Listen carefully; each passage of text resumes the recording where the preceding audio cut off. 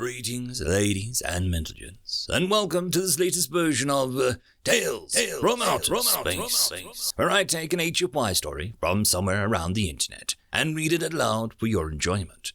All the relevant links are down below. Like, subscribe, and all that YouTube comf to help this video and channel grow. Anyways, as always, I hope that you enjoy. I would just like to thank the following Tier 5 patrons and channel members for supporting the channel: FallenAngel, BuzzKillington, Datamagnet, and Bob the Dragon. Thank you again. And now, on to the story. Story number 1. Why the Humans Haven't Lost. Written by the Maniacal Monocle. You've no doubt read 1,000 of these bait articles by now, but you've got to bear with me on this one.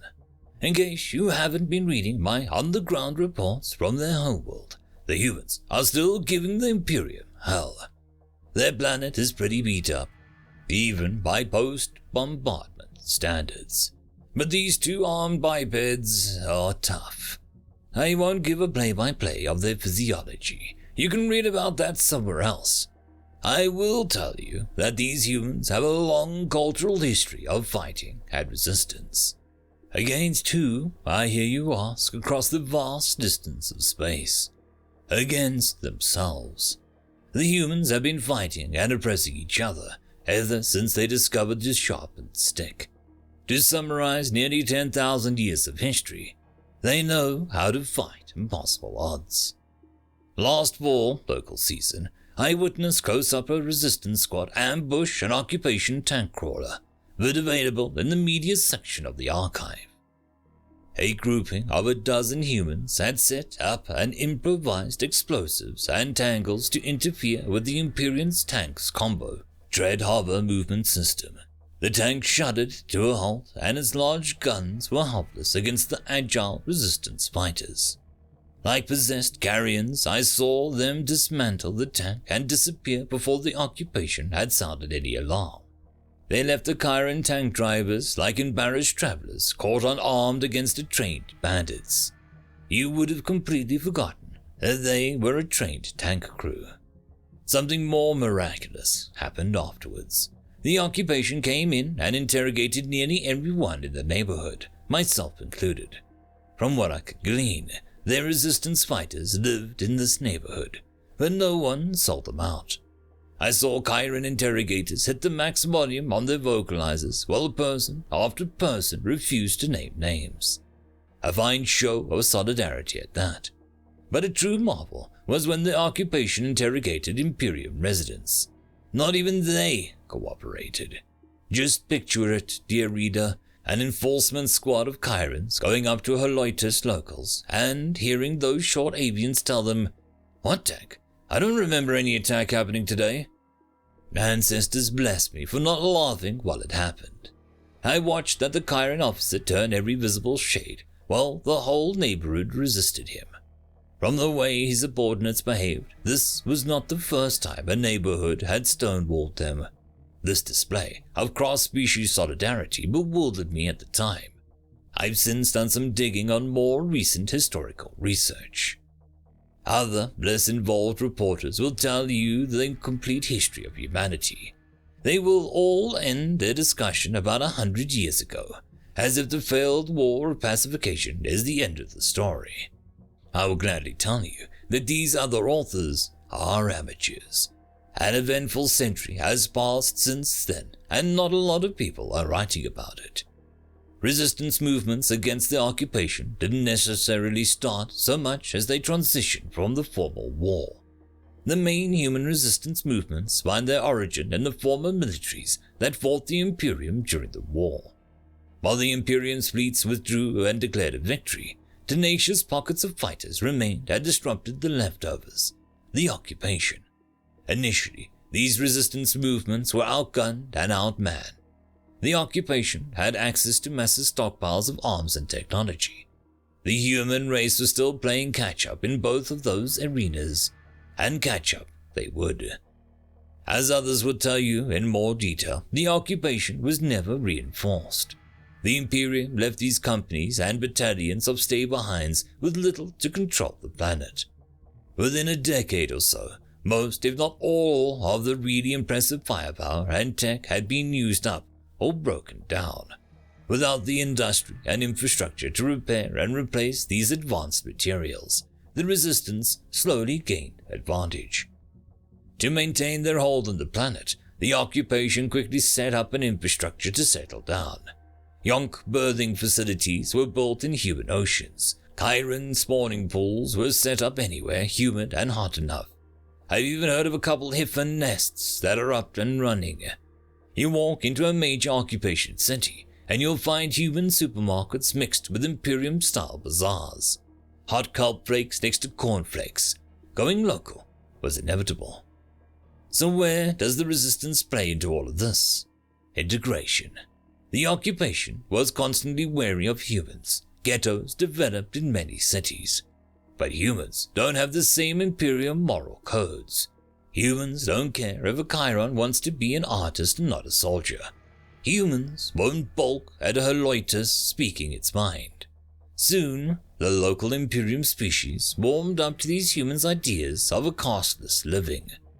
Now, when the occupation deals with a power outage or a raided weapons depot, the suspects could be anyone. Now the occupation has to enforce its rules on humans and Imperium species alike. 32 standard years after the war was declared won, you start to see reports of local Chirons fighting with human resistance groups. You will not see it in the Imperium space or net feeds, so I have included it here. I've interviewed some of them. This is why the humans aren't beaten. Not yet. The reason they're fighting isn't just to get their homeworld back. Now they have several reasons. Now they have all the reasons of the Imperium's downtrodden.